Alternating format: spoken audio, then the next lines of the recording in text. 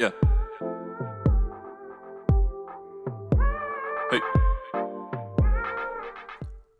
And we're back with another video. What's going on, beautiful people? I'm your host, Avery Wright, bringing you your Carolina Panthers Week 4 post-game review. And boy, do we have a good one.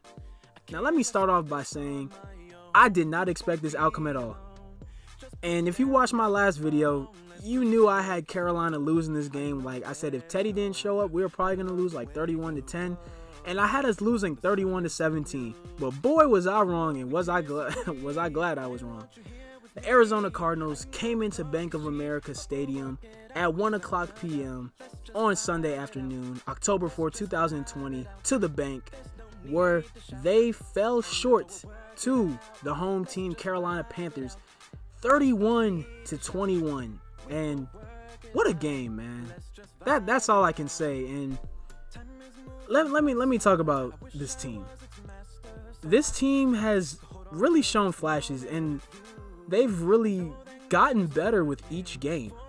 You know, from that week 1 opener against Oakland to the game against the Cardinals, they're improving at an alarming rate. I didn't expect, because when watching Panthers teams, I'm just so used to us when we get new coaching staff and stuff like this, we're usually very mediocre and we don't usually start to progress this fast, and it's really crazy, man. But I'll talk more about that after I finish with everything else. Let's get this stuff out of the way. So, like I said, the Panthers won 31-21 at home in front of, I think they had a little bit over 2,000 fans there.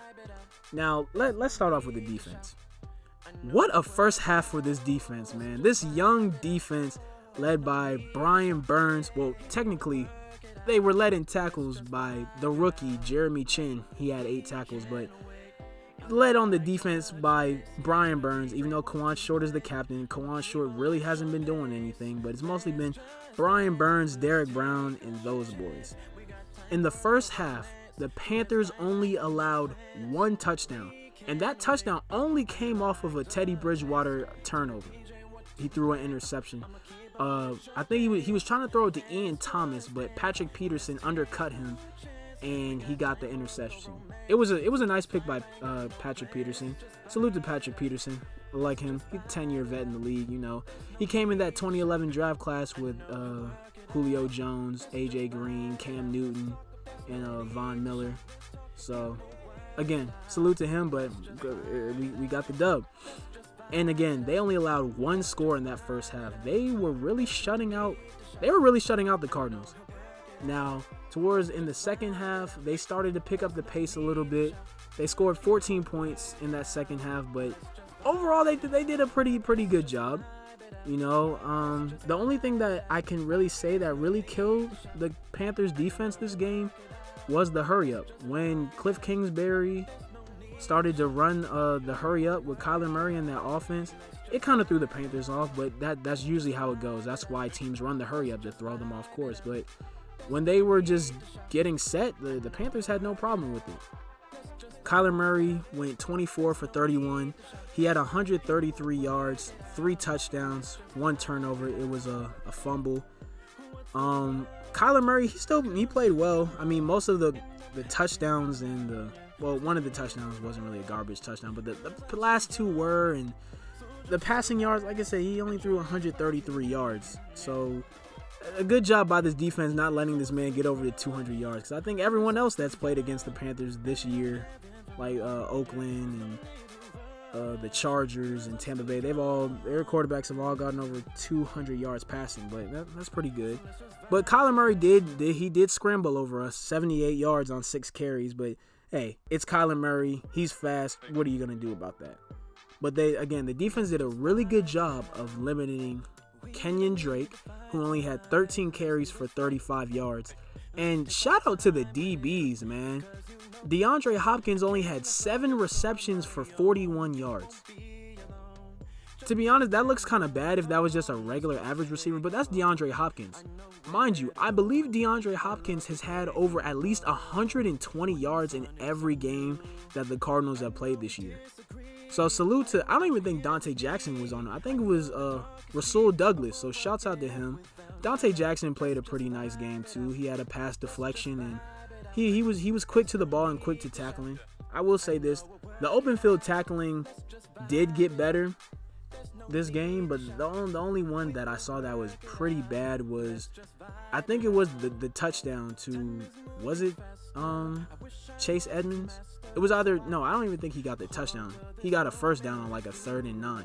Shaq Thompson was in the open field and he got juked out of his shoes by Edmonds and he got the first. Luke Kuechly would never, but it can't really compare him to Luke. Miss Luke dearly, but Shaq is he's been doing okay this year. But it is what it is. Again, the defense did a pretty good job. Brian Burns, he did well. He was getting a pretty decent pressure. I mean, the Panthers, they did only have 1 sack, and it was the strip sack, but they had 3 quarterback hits, but they had 7 tackles for loss. And that D-line, the big rookie, Derek Brown on the D-line, even though he only had 2 tackles, they were very impactful. There were 2 tackles for loss, and he bottled up Kenyon Drake, and I think they were throwing a screen pass, so I think Christian Kirk, and he got him in the background too. It was a pretty decent day for Derek Brown. Brian Burns, like I said, he was like I said, sometimes Brian Burns has too much speed. He doesn't know what to do with it sometimes. Because when you see he kind of beats his man or sometimes does a power move and he comes in so quick off the edge, most of the time the quarterbacks, all they got to do is just step up a little bit and it throws Brian Burns off. But he's going to learn and he's just going to keep improving, and Brian Burns is going to be one of the anchors and one of the captains on this defense in the next couple of years. But overall, I really love what I'm seeing from this D-line. This is the money that I was about to say Dave Gettleman. Marty Herney. I don't like that. I'm not even going to use him. That David Tepper put into this offseason was that defensive line. And that defensive line is starting to come alive now. The DBs are starting to play well. Trey Boston really hasn't been doing a whole bunch. But I will say, like I said, Rasul Douglas played well. And so did the rookie Jeremy Chin, who actually, I did not know this week, leads all rookies on defense and tackles. I don't know if that's a good thing or a bad thing, because as a DB, you really shouldn't be leading in tackles, because if you're leading in tackles, that means the offense is getting past the D-line and the linebackers, and they're always getting to the DBs on time. But I will say this about Jeremy Chin. He knows how to wrap up. Troy Pride, on the other hand, he's still pretty decent. He's still learning, but he needs to do a better job on the wrap-up. Now, the last young rookie I need to give a shout out to is Yetur Gross-Matos. Man, the story that this kid had from his childhood to Penn State to now, he got his first official sack, and it was a strip sack on the speedy, elusive Kyler Murray, the ex-Oklahoma Sooner. And I was hyped. They thought it was a forward pass, but it was a fumble, and it got the Panthers in good field position, and it helped them score. So shout out to this defense, man. The past 2 weeks, they've been playing well. I don't know what Phil Snow has been doing, but he's been dialing up a lot more pressure, and this defense is looking like it's starting to get together, man. So good for this young defense. Again, shout out to Derek Brown, Yetur Gross-Matos, Brian Burns, who else? Jeremy Chin, Rasul Douglas, Dante Jackson. Y'all boys on defense, y'all did one heck of a job, man. Y'all been proving me wrong the past 2 weeks. I hope y'all can keep it up. I hope so. Now, let's move on to the other side of the ball. The offense. Man, Joe Brady. Joseph Brady. That man was in his bag today. Boy, it was this is probably the best game that Joe Brady has coached for this young team so far. Again, we're only 4 games in, but this is the best game that he coached. Compared to week 1 against Oakland, he had so many new toys to play with, he didn't know what to do with himself. Today, he's starting to finally learn how to use his new toys, and he was just toying with Cliff Kingsbury in that Cardinals defense. But I will say, I don't think we would have had this much success if they had Budda Baker back there, who they were missing a lot back in that safety position. But Hey, it is what it is. But I think we probably still would have won, but it probably would have been a bit closer. But hey, Joe Brady, one heck of a game coached on offense, man. You were in your bag today. And 21 points scored in that first half. That's the most that's ever been scored for this team. For this team. That's been scored for this team in a while. 21 first half points. Wow. I mean, I didn't think I was, the offense, they had the capability. I just didn't think I was going to see it anytime soon.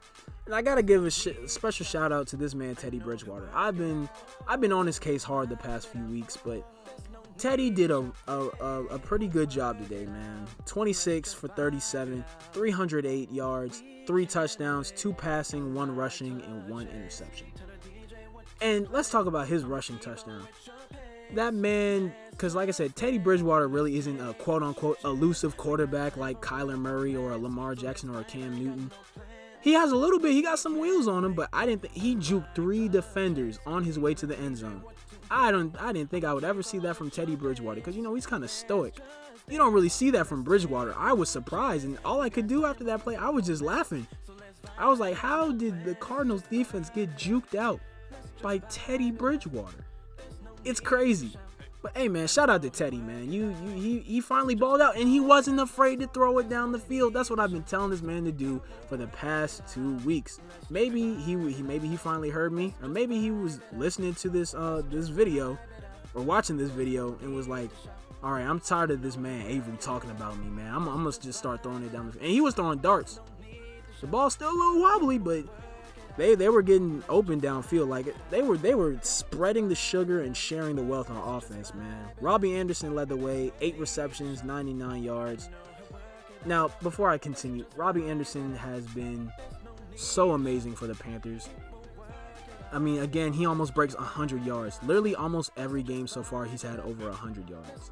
Except for last week against the Chargers. I think he only had 50, maybe 60 yards, but it's scary to think because Robbie Anderson is probably the most reliable target that the Panthers have had since Steve Smith left. That's crazy. And that's pretty sad, But hey, I'm glad he's on our team, man. I know I had my doubts earlier because, I thought he had kind of attitude problems and being over there with the Jets, but he's finding his way, and he does have breakaway speed, man. And shout out to Robbie Anderson, man. You have been playing very well with this Carolina Panthers offense, and I hope that you'll be on this team for a long time. DJ Moore had 4 receptions, 49 yards. He had a couple of drops, but he had a couple of spectacular catches. And they were finally using Curtis Samuel more, even though he only had 3 receptions, 51 yards. And Teddy threw this ball. It went through Kirkpatrick's hands, and Curtis Samuel jumped up and caught it. Curtis Samuel, oh man, I'm happy that they're starting to use him, but I don't know. It's kind of up and down. I would love to see Curtis still on this team because I'm a huge Curtis Samuel fan, but I don't know. I feel like the Patriots could really use him over there with Cam and Julian Edelman because they need a receiver that can blow the top off of the defense. They don't have anyone over there in New England. They have just a bunch of possession receivers. They need a receiver with some speed, and I think Curtis Samuel, who's played with Cam Newton before, I think he would be a perfect fit. It would be sad to see Curtis Samuel go, but I think he would have more success if he played on a different team. But hey, shout out to Curtis Samuel, man. He balled today. And the 2 running backs, Mike Davis, he had 5 receptions, 27 yards, but running the ball, 16 carries, 84 yards, and a touchdown. Now, with Mike Davis, that man, he was playing like he was a man on a mission, and that's exactly what he was. Because one of the commentators, the sideline reporter, she was talking about Mike Davis, and Mike Davis was talking about how hard it was for him to come back and play in the NFL after being cut from different teams. He said sometimes he would get up in the morning, 4 a.m., go run and work on plays and then watch the sunrise. He was feeling like depressed, and this has been like a redemption tour for him. And you can tell like Mike Davis is really trying to earn his money here, and he just kept running. Even when they were taking him down, he was still trying to churn his legs and fighting for every extra down and every extra yard. And shout out to Mike Davis, man. You are, like I said, he played decent last week. This week, he was showing flashes. And then also shout out to the other running back that I've been so high on, man, that they finally started to give a chance. Reggie Bonifant. Even though he only had 10 carries, he had 53 yards. They need to feed him more. Like I said, I watched him at Clemson. He was good there, and they just need to give Reggie Bonifant. I really do think that Reggie Bonifant would be a really, really solid backup behind McCaffrey. Which leads me to my next thing. Okay, well, lastly, before I get into that, Ian Thomas also had a touchdown. Ian Thomas only had one reception, but he got a touchdown. That's all that really matters. So they really spread the ball around. They shared the sugar, spread the wealth. Shout out, like I said, shout out to Joe Brady, man. You finally got this offense together. But now this brings up the point. You see how good Mike Davis and Reggie Bonifant played today, and you see how well Mike Davis played last week. This goes to show you what I was kind of scared about when we paid Christian McCaffrey all that money. Now, don't get me wrong, I love Christian McCaffrey. He's one heck of a running back. But you do not need to be paying running backs that kind of money this day and age in the NFL. Because paying running back, you're paying them almost kind of like wide receiver or quarterback money. That money could have gone to somebody else on the team. Like someone like Taylor Martin, who on that offensive line played well. Again, shout out, that's what I also forgot to shout out, the offensive line. They did not let Teddy Bridgewater get sacked at all. It didn't even look like Arizona could get any pressure on Carolina at all. But again, some of that money could go to Taylor Martin, you know, because running backs nowadays, they're very expendable. As long as you have a really decent offensive line, you can get away, especially now in this day and age, you can get away with a subpar or average running back. You don't need a spectacular running back, you know. But they paid Christian McCaffrey all that money, and where has he been at? He's been injured. And the reason why he's injured is because Matt Rule and Joe Brady were starting to overuse him, like Rivera was overworking him last year. You can't do that, especially with the kind of COVID year that we've had and everyone's been getting injured. And I've just been praying that all the people that haven't gotten injured and come down with these COVID cases, I hope they all get healthy soon, because this NFL season it's been very interesting, man. And it's been fun to watch all the different teams and different storylines. But going back to what I was saying, we didn't need to pay Christian all that money. Because like I said, you see how well Mike Davis and Reggie Bonifant, like, we could literally, when Christian McCaffrey comes back, we could literally have a three-headed running monster with Mike Davis, Christian McCaffrey, and Reggie Bonifant. We didn't need to pay Christian all that money. But I digress. You know, it is what it is at this point. But I hope Christian gets well and can come back soon. And I remember, I think it was Matt Rule said last week at the end of in his post-game interview with the Chargers that when Christian McCaffrey gets back, we want to have a good team surrounding him. And a lot of Panther fans, including myself, were thinking, a good football team surrounding him. Man, I don't know about that. But it's starting to look like they're getting their act together. It's really amazing to see the progression. And this is going back to what I said earlier that I said I would get back into. It's just really weird seeing the Panthers progress this much and so fast. We've never seen this before from this organization.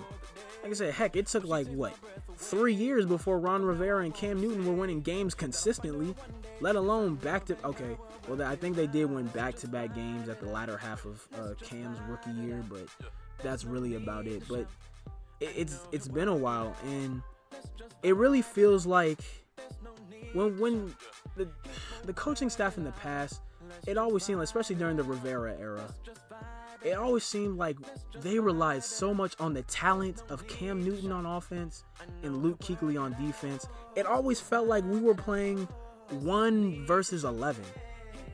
You know, and I always kind of felt like we were always behind even when we were ahead. No lead ever seemed comfortable, and it was always scary.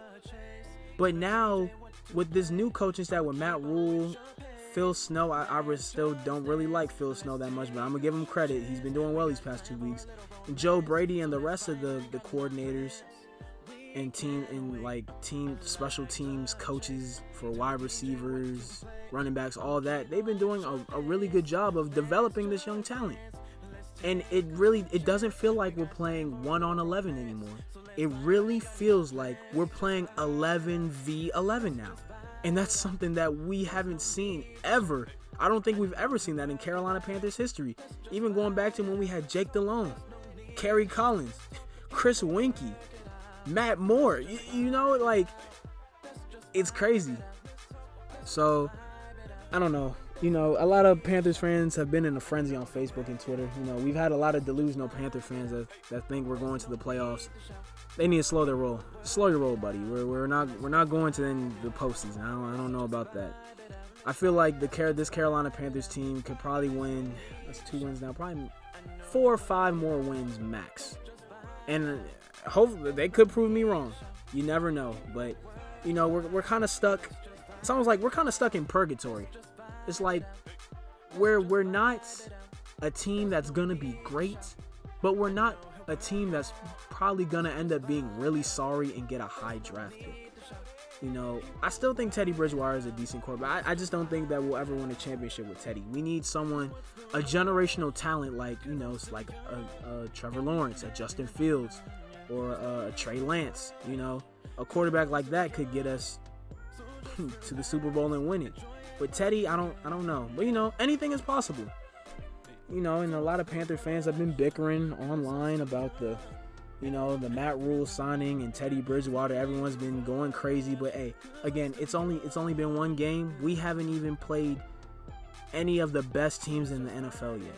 Look, we played the Raiders, who are a decent team. They're 2-2 right now. We played the Tampa Bay Buccaneers, who we lost to. And they're what? I think they're 3-1 now. They're leading the division. They're starting to kick in the groove. And we played the LA Chargers last week, who are now 1-3. And now we played the Arizona Cardinals. We really haven't played like a top tier team. The only quote unquote top tier team, if you want to consider them top tier, are the Tampa Bay Buccaneers, and we lost. Now with the first quarter of the season, we ended going 2-2. Now, the next 4 games, it'll really start to tell the story. I know this week we have, this upcoming week, we're going to hit the road, head to Georgia, and take on the Falcons. Then we come back home for a home game against the Chicago Bears, who I think ended up losing to the Colts today, so they're not undefeated anymore. And Nick Foles really didn't look all that good. So, I don't know, but that defense is still really good. Now, that's something that we'll be covering in about 2 weeks. And then hitting the road again to head to the Big Easy to face off against Drew Brees and the Saints. And then back home for Thursday Night Football against the Falcons. So 3 out of 4 of those games are division games. And those are games that you always need to win. So we'll see what happens, man. It's just been a very interesting season for this Panthers team. I'm not going to start being a delusional fan, but like I said, it is what it is. If we win, we win. If we lose, it is what it is, you know. But again, shout out to the Panthers today, winning 31-21, 2-2 on the year, and we'll see what happens, you know. Like I said, I'm just here along for the ride. I'm not for any side, and I'm not against any side. I'm just here. Again, I still want us to get some generational talent, but who knows? Maybe it'll fall in our hands. Whatever the football gods have planned for us. But that's going to do it for this week's post-game review for the Panthers and Cardinals. Stay tuned. I will have the Panthers and Falcons preview for next weekend's game up probably around Thursday or Friday. So thank you all for tuning in. And don't forget to like, comment, subscribe, and share with all your friends and family. Keep pounding. Go Panthers. Y'all be blessed. And have a great day. Take a chance. We got time for a little romance. So let's vibe. I ain't got no plans. Let's just vibe it up. Let's just vibe it up.